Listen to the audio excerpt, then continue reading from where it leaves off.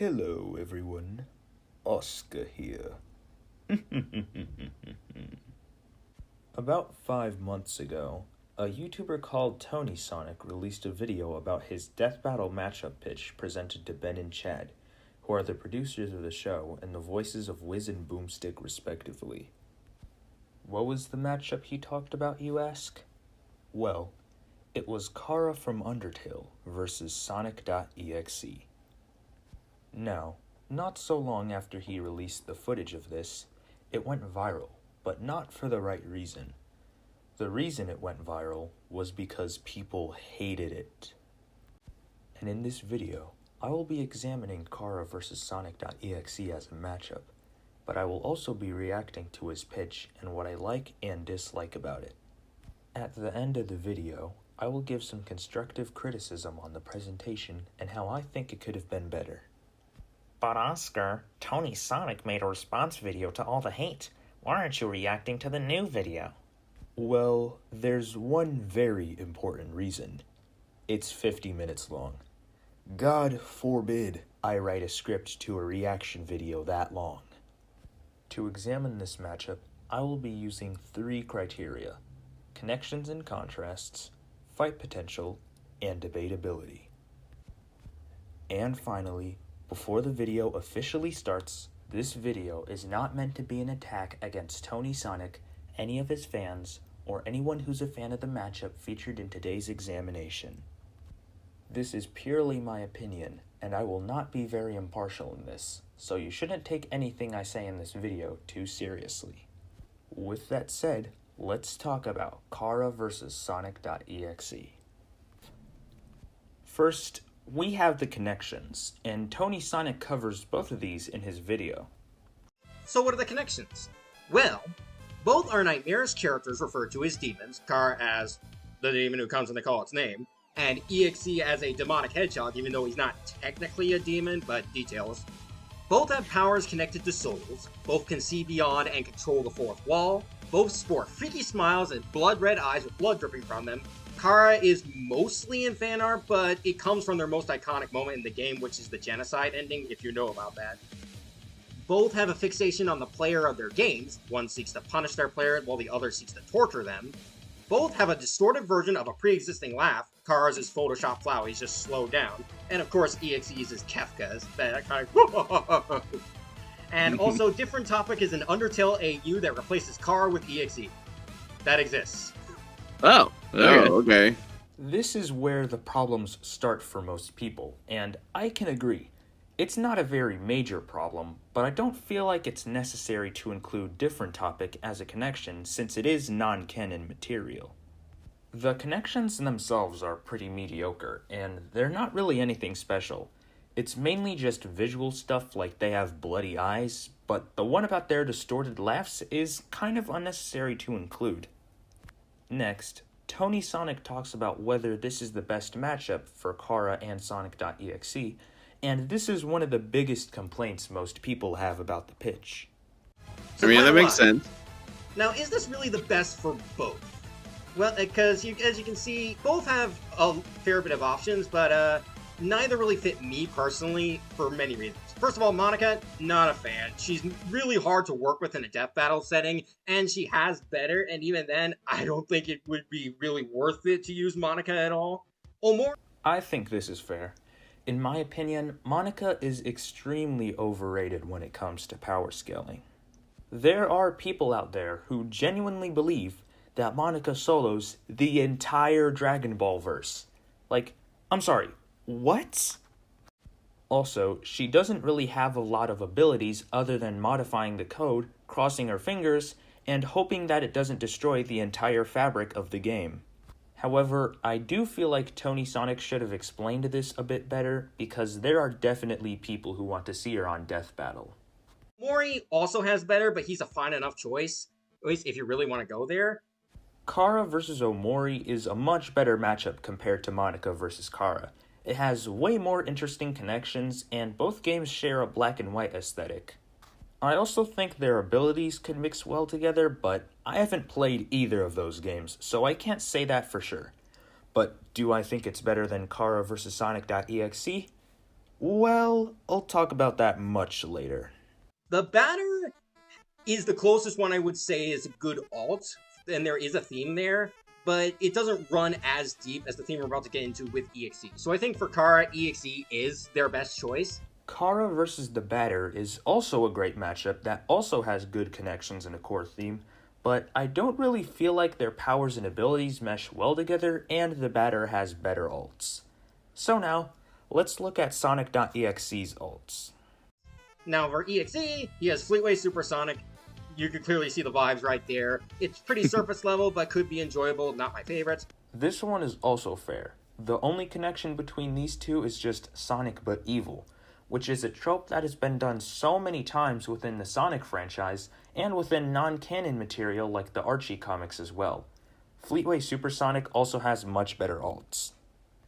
Slenderman obviously has better, like he has Sadako, Siren Head, and even Jeff the Killer if you want to go there. This matchup is a slightly worse version of Sonic.EXE versus Fleetway Supersonic, with the only connection between these two being just famous creepypastas. Also, it's a stomp. Red is the big one for EXE, and I think it was pitched to you guys already. We have had that pitch, yeah. But the thing is, it has a legacy, I won't deny that, and there are several aspects that could be enjoyable. However, it lacks a core theme that Chara and EXE has relating to them as characters. Yeah, this is when a lot of people started getting mad. Sonic.EXE versus Red is by far the best out of the three matchups that TonySonic mentioned, but considering the other two matchups he brought up were absolute dog crap compared to Chara's ults, it isn't saying too much. It has solid connections, and it does have a core theme, which is famous video game creepypastas. Unlike Sonic.EXE versus Slenderman, though, it isn't both the core theme and the only connection. You could also argue that it is pretty debatable. However, while it is important to make the matchup you're presenting look good, I feel like TonySonic's remorseless dunking on Sonic.EXE versus Red is a bit disrespectful since someone else presented this matchup to Ben and Chad before TonySonic made his presentation. It doesn't help that in his 50-minute response video, he implies that he had known this at the time. I'm not saying he was trying to be rude, but it just really rubs me the wrong way. Also, I just realized I forgot to mention this in the script, but he also says it in the video, so that's pretty incriminating evidence. As well as talking about the connections, TonySonic also talks about the contrasts between the two. And that is a Punisher versus a Torturer. See, the thing about Chara is, for many years, Undertale thought she was the big mass murderer of the game. They were the one that killed all the monsters, and they were the one to blame for how things went in the genocide route. But the reality of the situation, as the fandom came to realize, is that they were the opposite of that. They were the punishment waiting for the player at the end of the genocide route. It was their job to make sure that your actions had consequences for just going the extra mile and being a murderer. And what does Sonic.EXE do every day of his life? He slaughters people by the dozen and loves it. He is the exact kind of player that Chara would despise. I feel like this interpretation of Chara is completely wrong. Chara's not meant to be a punishment for the player. The only way I could understand that interpretation is when Chara erases the world at the end of the genocide route, which could be seen as a punishment, but from the way the dialogue is phrased, it doesn't really seem like that. Chara states that the only reason that she came back to life, besides the player's determination, is power. She only wants to become more powerful.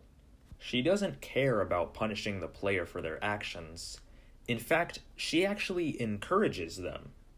Chara says that she's the embodiment of the feeling the player gets when they level up one of their stats, and that feeling encourages the player to do it again and make her more powerful, unbeknownst to Frisk. And what's more, Interesting. Okay. the thing about EXE is that he views humans as beneath him. They are little more than toys for him to torture and play with for all eternity. So, a human that can actually fight back that can actually like give him a run for his money instead of just being cannon fodder would actually surprise him way more than if you were to put him up against, say, Red or anyone else.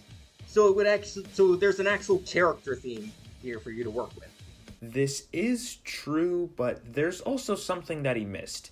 Yes, Sonic.EXE would be surprised that Chara is actually able to put up a fight, and it would most likely make him pretty mad too, although this is more of an interaction that could happen in a death battle rather than a contrast. But a contrast between the two that Tony Sonic doesn't mention is their viewpoints on humans. X is obsessed with humans almost as much as he's obsessed with Sonic. Chara, however, is the complete opposite. She hates humans so much that when the humans in her home village started attacking her and Azrael, she immediately tried to resort to violence. She didn't try to reason with them or try to explain what was actually going on. She just tried to kill them at the first sign of trouble. This is a bit unrelated, but a connection between Chara and X is that they get angry when things don't go their way, like when Chara erases the world even if the player refuses her offer. Next, Tony Sonic talks about an issue that he has with this matchup, and how he proposes Death Battle could fix it. How does this work? Because if you know either of these characters, they don't show up a lot or showcase a lot in their original media. There is statements and other stuff you can use, and like EXE has gotten some expansions to his lore in particular, and there is something you can use for Chara, but by and large, there's not a lot to work with. So you can either just go with that, or you can go with my proposition of doing a full composite of both characters, which includes fan-made material that is based on the original incarnation of these characters. And I know that's a hard sell, because like, no, not many people really like using fan-made material, but I think in this case, it's actually worth it. Because, mainly for Sonic.EXE in particular, because he is a fan-made character for a fan-made genre. It is literally impossible for anyone but Sega to copyright him, and even then I don't really think they would want him for any reason in particular. And and the genre of creepypasta that he comes from is entirely built on making any story with any kind of character. You're not beholden to one specific continuity. If you got a cool idea for a story, it doesn't matter if you're doing it with Slender Man, Jeff the Killer, or even some other licensed characters like Red Miss Squidward or whatever. You can make your own story, and it may as well be canon. It's not really that way. And also, there's the fact that no one really likes EXE for his original lore, for a variety of reasons. Okay. And if you're gonna do that kind of composite for one, you should make it fair and do the same kind of composite for the other, because it makes no sense to do one thing for one and not the other thing for the other. This was the breaking point for a lot of people, and there are definitely a lot of issues with this. First of all, none of the versions of Sonic.EXE shown in the supported fanon portion are actually Sonic.EXE. Also, it's just wrong to say all creepypastas don't have canons, because some creepypastas do have stories that are canon and some that are not, and Sonic.EXE is one of those creepypastas. Like I said earlier, the canon version of Sonic.EXE is the one made by Joe Doughboy, because we are not talking about the original version. And as for Chara, it's true that she barely appears in her game, but she still has some feats on her own, and she scales to Frisk, both of which cover this issue. Next, he covers their powers and abilities that they both have, and he starts with Chara. Basically blowing through those as quick as they can. Weapons, Chara has all the stuff that Frisk has. They can create knives at their will to use however they want. Made this fun meme that's a reference to Mad Dummy. I don't need friends, I've got knives, love it. Soul power, they got the save and reset. They can also do some other stuff, and also they have a whole bunch of souls from different Genocide players that they've collected over the years, and they use them as bombs. Chara doesn't have any of these abilities, except for the fact that she has all of Frisk's abilities. The other ones he mentions are from fan games. Not extra lives, but bombs. But here's something really interesting. The 7 souls in Undertale that were collected over the fallen kids, they each represent an emotion, a positive emotion: justice, kindness, perseverance, integrity, bravery, and patience. Typically, Chara doesn't use these. In fact, I don't think there's ever been like a moment where they've accessed them. However, there's a really cool parallel to these that EXE also has that we'll get into a bit later. So I just thought it worth mentioning. So, if Chara doesn't have access to the souls of the fallen humans, then why'd you bring them up in the first place? Fourth wall powers, they can manipulate the box so well, they can distort the screen and destroy the buttons. Again, it's from a fan game. Feats, they can dodge Sans' Gaster Blasters, which are like light speed. If you do, and they also will be Undying the Undying. This is mainly Genocide for scaling, because that's what they're the end result of. Yeah. And if you scale Undying the Undying right based on what she can do normally, you can maybe get her up into the planetary ranges, but it is a little debatable. Gaster blasters are never stated to be lasers or any form of light. In fact, they're never brought up in the entire game. The only time you're even aware of their existence is during Sans' boss fight. Also, I have no idea where you got Planetary Undying from. But this is a form known as Hatred Chara. This is from Glitchtale, which I know some people are going to have a problem with because the creator is a little iffy, but we're separating art from the artist here. Let's not get into that. And as this form, which is built on a substance that feeds off of negativity, they were able to fight on par with Azrael himself, the god of Hyperdeath. Now, it is worth noting that they did seem to lose themselves as the more they went on, and Azrael was holding back quite a bit during that fight. But the fact that they were able to fight him at all during that fight is pretty impressive. In case you don't know what Glitchtale is, it's an animated web series based on Undertale, which is completely fan-made material. I'm not going to talk about the plot or anything like that, but feel free to search it up if you're curious. But here's the big one, the one they're all known for, the Erase Attack, the giant slash that kills the entirety of Undertale. This is admittedly a little up to interpretation, because some people have scaled it as just universe busting, some people have taken account into the alternate timelines that Undertale factors into, and say it's like doing all that, and some people have said it just does an infinite amount of damage based on the amount of 9s on the screen. But given that it doesn't exit the outside of Undertale, like you could still open the game and there's just a void there, and the fact that Chara even says, let us erase this pointless world and move on to the next, I think that can contain it a little bit to Undertale and its timelines.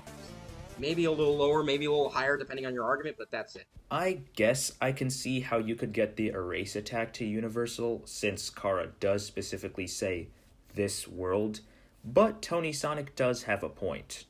After she uses her Erase Attack, the game is literally just a black void of nothingness, which implies that Chara destroyed way more than just a single universe.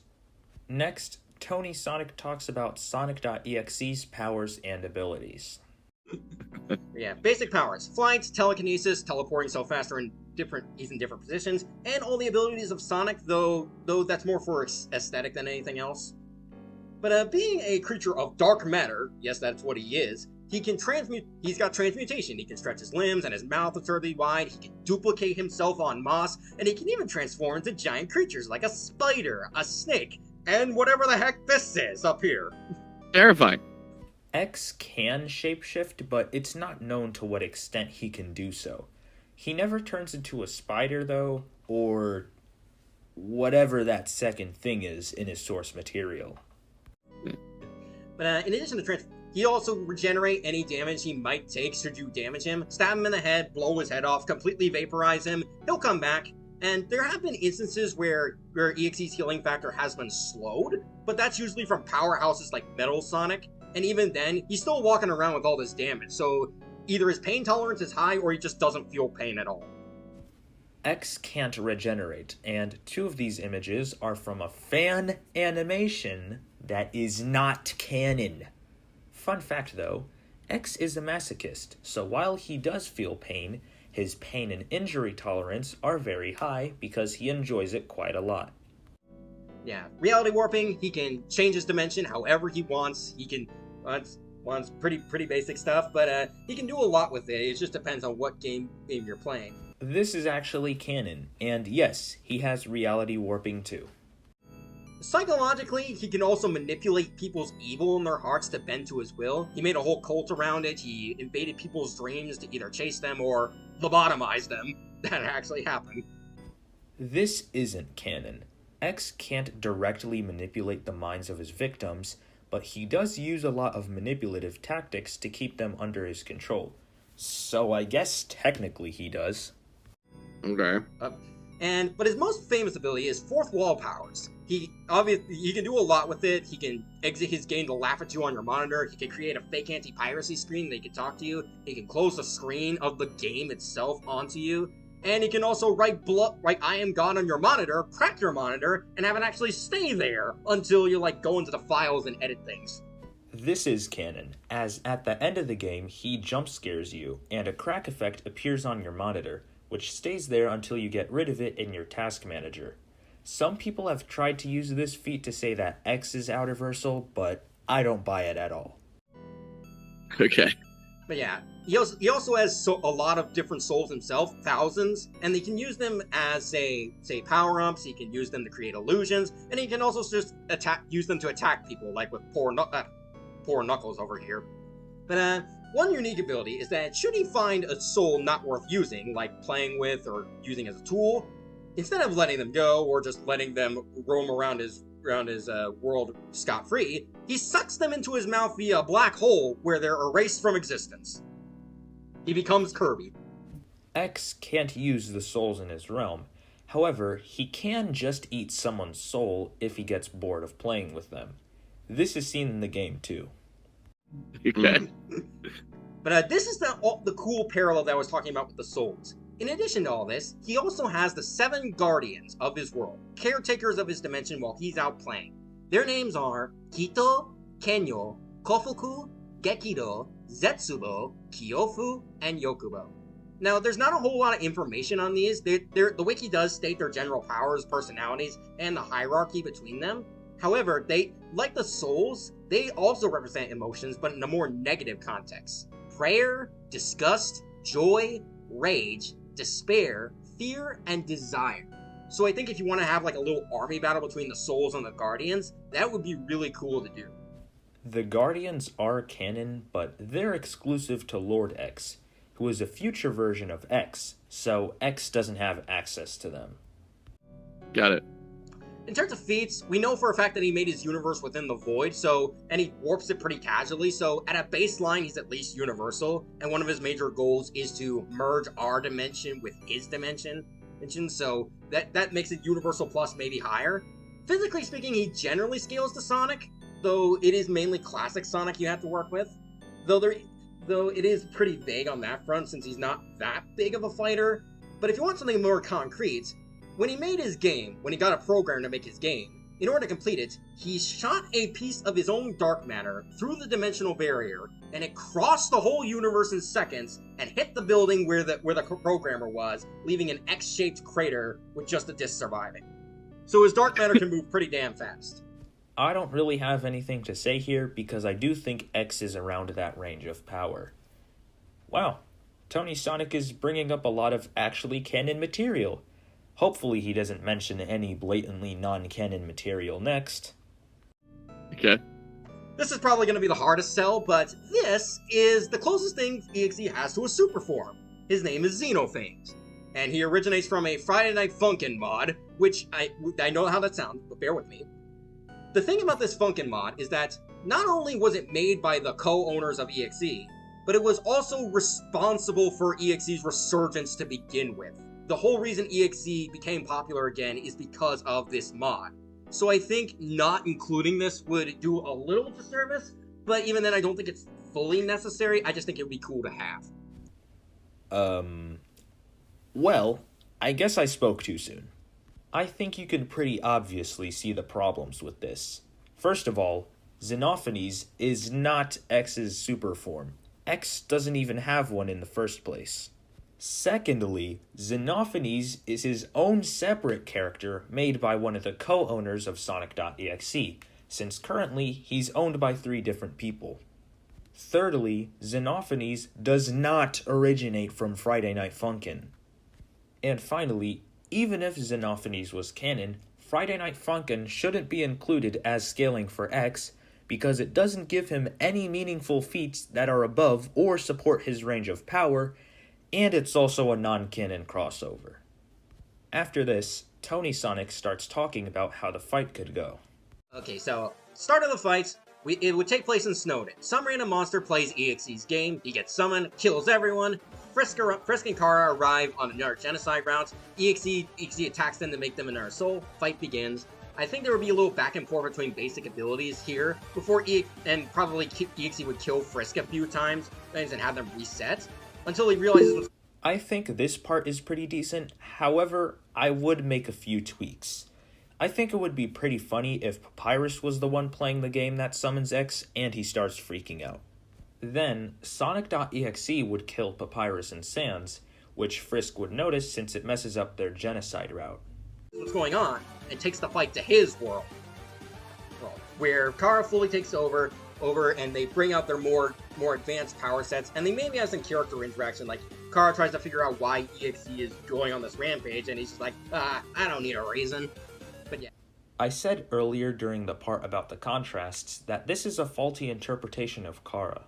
I think the fight dynamic between the two would be kinda like Madara versus Aizen, where both of them would become so bloodlusted that the fight becomes the only thing that matters to the two of them.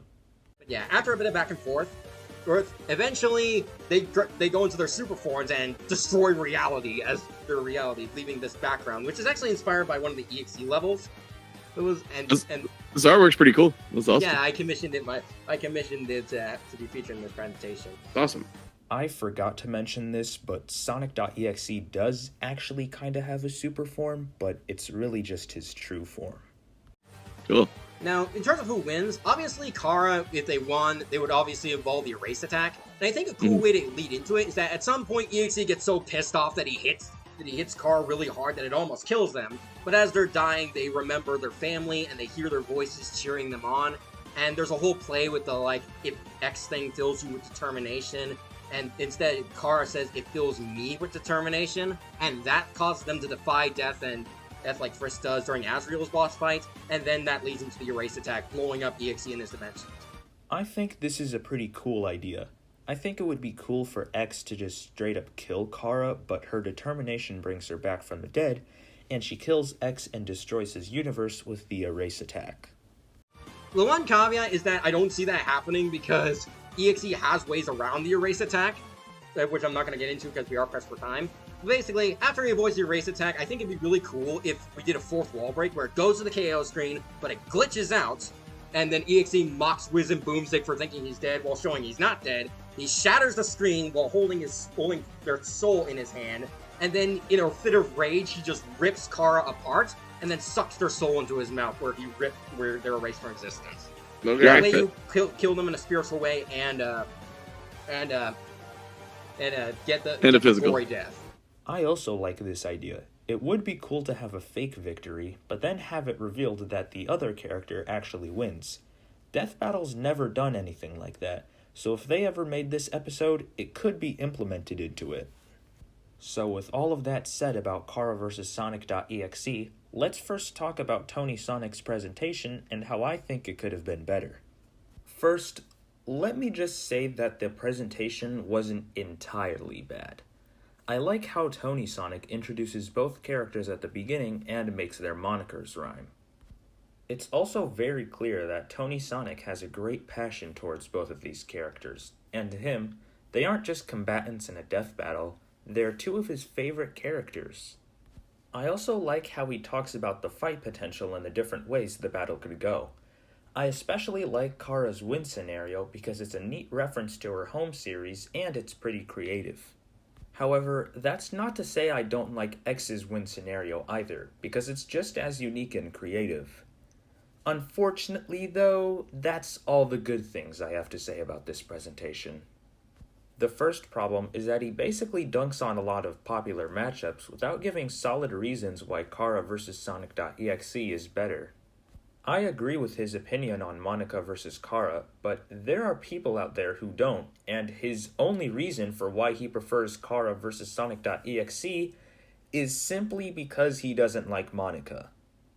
I really feel like he should have gone into both of their alts in more detail and explained a bit why he thinks Chara vs. Sonic.EXE is better, but maybe he knew that he was on a very strict time limit. Also, I disagree on his interpretation of Chara's character, but he's played the game and I haven't, so maybe I should just keep my mouth shut. But if there's anyone in the comments who's played Undertale, then tell me whether or not you think TonySonic's interpretation of Chara is correct. However, the biggest issue with this presentation is by far the abundance of fanon material. Both of these characters have established canons, so there's no need at all to add fanon material. Also, fanon material is wildly unreliable when it comes to power scaling. For example, there could be one fanfic where Chara's high outer versal, but there could be another one that makes her a Homelander victim. What I'm trying to say is that it's extremely difficult to consistently scale a character through fanon media because many different people have many different takes on the stories of Undertale or Sonic.EXE. This singular mistake also taints the entire presentation as a side effect, as seen with the fight potential, where TonySonic suggests that both characters could transform into their non-canon super forms at the end of the fight. Overall, it could have been a great presentation if it wasn't for all that pesky fanon material. So finally, what are my thoughts on the matchup itself, and do I think it should become a future death battle episode? This section will be similar to the last. First, I'll talk about what I like about the matchup, and then what I don't like, and to finish, I'll give my ultimate opinion. To start off, I do like the fight dynamic between the two. Madara vs. Aizen is one of my favorite death battle episodes, and it's cool to see a similar fight dynamic between Chara and X. The fight potential is also pretty cool, particularly the possible outcomes of the fight, although it's also cool how they can both warp reality, meaning that we could get a second Bill versus Discord. The fight itself is also pretty debatable, as it's a stats versus hacks debate, which can be super interesting if done right. Now, what do I dislike about it? Well, firstly, I'm not the biggest fan of the connections. They're a bit too basic for my liking. There's no significant shared character traits between the two, no similar plots or thematic elements, or anything that even slightly piques my interest. Most of the connections are just, they look kinda similar. There's nothing in the entire list of connections that would make you go, hey, that's pretty interesting. I never noticed that. It's not a terrible set of connections, but it's quite far from the best. The only contrast between the two is okay, but it doesn't tie into the fight or character dynamic in any way. So, in my opinion, Chara vs. Sonic.EXE has some flaws, but otherwise, it's a decent matchup. However, both characters have better ults. Chara has Omori, and Sonic.EXE has Red, both of which have much better connections and can do everything Chara vs. Sonic.EXE does better. So overall, would I be interested in seeing Chara vs. Sonic.EXE as an official death battle episode? I mean, kinda? I don't think their analyses would be very interesting, but the fight would definitely be the best part of the episode. I wouldn't be mad if it happened, but I also wouldn't be jumping with joy. And that's all for today's video. If you enjoyed my examination and reaction, please leave a like on this video, and make sure you subscribe as well. Also make sure to check out TonySonic's channel, and subscribe to his channel if you want to. And remember, be respectful to TonySonic, his fans, and fans of Chara vs. Sonic.EXE. Finally, if you have any requests for any matchups I should examine next, leave them in the comments. The next matchup I'll be covering will be Emmett Brakowski from the Lego Movie versus Jesse from Minecraft Story Mode. Until then, this is Oscar, signing out, and wishing you a very scary rest of your Halloween. Goodbye.